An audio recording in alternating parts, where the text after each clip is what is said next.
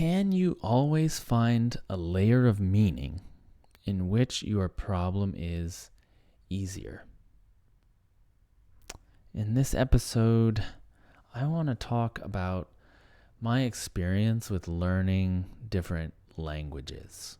I'm not going to be really defining a term in this one. This is mostly going to be like a personal experience report, but it should be universal. I feel like a lot of people would have this experience. Hi, my name is Eric Normand, and I help people thrive with functional programming. So I've had, and I think we've all had this experience of learning a new language where a problem we were trying to solve is way easier in that new language than the language we were using before.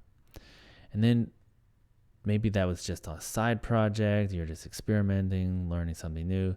You go back to your normal everyday language, and what you can actually take stuff back with you, right? You've learned this new thing, and you learn, if I only had this function that was in the standard library, I could do this work way easier.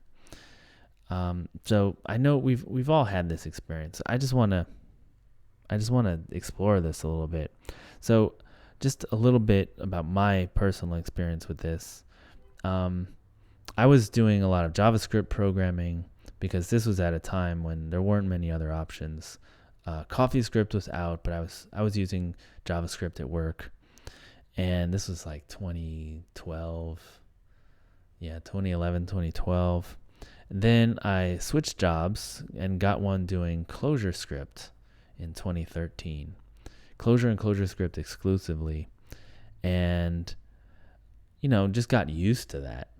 And then eventually I went back to JavaScript, and wow, I felt a lot of the pain that I hadn't really noticed I was feeling before. When I went from JavaScript to ClojureScript, it felt so freeing, so liberating. I felt powerful.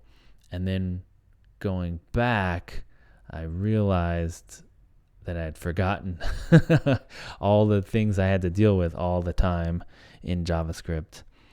But I was a better programmer for having spent so much time in ClojureScript.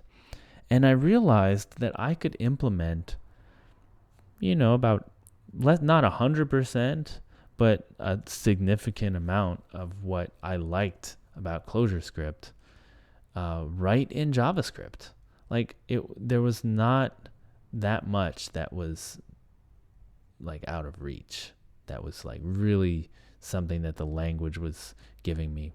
A lot of it was just that Clojure has a great standard library, and I could implement those things that I wanted. And so I did this a couple times. I now run, my site is on WordPress, so that's PHP. And I often find that I can just think about what I want to do, and I get this idea, in Clojure I would do this, and it would be so easy. And then I realized, I could write that function myself in PHP, and then I just always have access to it. I don't have to rely on what the language gives me. I can build on top of it. And so I have my own kind of utility layer between what PHP gives me and what I use. And it's pretty nice. It's not Clojure. I don't know if it's even 80% of what I would want it to be, because PHP is not quite as nice as JavaScript, but it's pretty good. I've found compromises, and it's much better than basic PHP, I'll tell you that. But what this makes me think about is, what if I learned a new language, some hypothetical language. Like it could exist, but I always think of some like magical language that doesn't exist. So I'm coding in Clojure. I spend the weekend learning this new language, maybe more than a weekend, and I learn this new thing. And then on Monday, I go back to Clojure, and what pain would I feel? What would I want to bring back? What functions could I implement that I always needed, but I never realized it? And like, will eliminate tons of code and bugs and stuff because this is a better abstraction for that thing that I'm doing. So I do believe that there's always some better way of expressing the problem, of solving or expressing the problem or expressing the solution. There's always some better way. Clojure can't be it. I like Clojure, but it can't be it. And so I think that there's always more. There's always something out there that we could discover. And, like I said, the language might exist and I just haven't learned it. There's a lot of people who haven't learned Clojure or even like a functional JavaScript library like Lodash. There's a lot of people who haven't done that who would probably have the same experience. Like, where's this been my whole life, right? Why haven't I known about this? Because I could have saved me so much agony.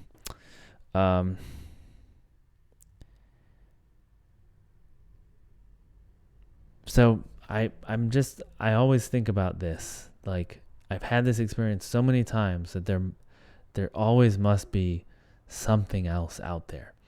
Often I think that it might be some new general purpose thing, right? Like if you took some new constraint, so Clojure, a lot of what it's done is it said, okay, if we only have immutable values and we're going to do a data-oriented language, what are the functions that we seem to keep running into that we need? A lot of them were just borrowed from other languages, let's be honest. But what if you took some other constraint, like we're dealing a lot with strings and string manipulation, right? So let's say we have to do a lot of string munging, right? So what do you get? You get something like Perl, right? I mean, maybe a better language. I don't know what your feelings of Perl are, but it has a lot of great operations for dealing with strings, right? So maybe that's something to pull back in. Like we don't need to be dealing with strings. It's just some basic operations, which I kind of feel like we do in Clojure. We're just dealing with like, we'll do concatenating strings and regex matches and stuff, but that's about it. Like not much more than that. But man, there's some other cool stuff we could be doing that we haven't really looked into. So I wonder about that. Like where could we explore to bring stuff back in so that our code is, that much better, that we're able to work at the right level for the problem that we're solving. There's always more out there. Even if we looked at every existing language and pulled all the good stuff in, there would still be some magical unicorn language out there that doesn't exist yet that we could learn from. I think that's great. It's beautiful. So that's one way to do it. The other way is to build it up, right? To build up the layers towards your problem. So you start solving your problem and you realize, this is turning into a mess. Like, why is this so hard to do? And so you start refactoring and breaking things down into smaller bits and finding the layers where the things seem to not depend on each other. They're only depending on stuff down below. And it starts to stratify into these little layers. And so then those layers become things you can build on top of. and express your problem in a better way. Okay, I would love to hear your experiences with this, whether you've learned a new language and brought stuff back to your main language. What kinds of stuff you brought back? What were the things that you really appreciated that you managed to write yourself or find some suitable replacement for? I'd love to hear that. Then I'd also love to hear what you've done building up to your problem. So, you didn't look elsewhere and bring it back, but you built up and then took what you built and made it something really nice and useful. Love to hear both of those. So if you want to share that with me, please email me. I'm eric@lispcast.com. You can also find me on Twitter @ericnormand, or find me on LinkedIn. And if you like this episode, or if you want to hear, I'll share some of the stories. So just to be clear, if you share it with me, I might share it on the podcast, unless you tell me not to, obviously. So if you send me an email about this, I might share it. I might talk about it, might say your name. So please tell me if you don't want me to. So if you subscribe, you should subscribe, because then you will get to hear all these great stories. Awesome. I'm Eric Norman. Thank you very much, and I'll see you next time.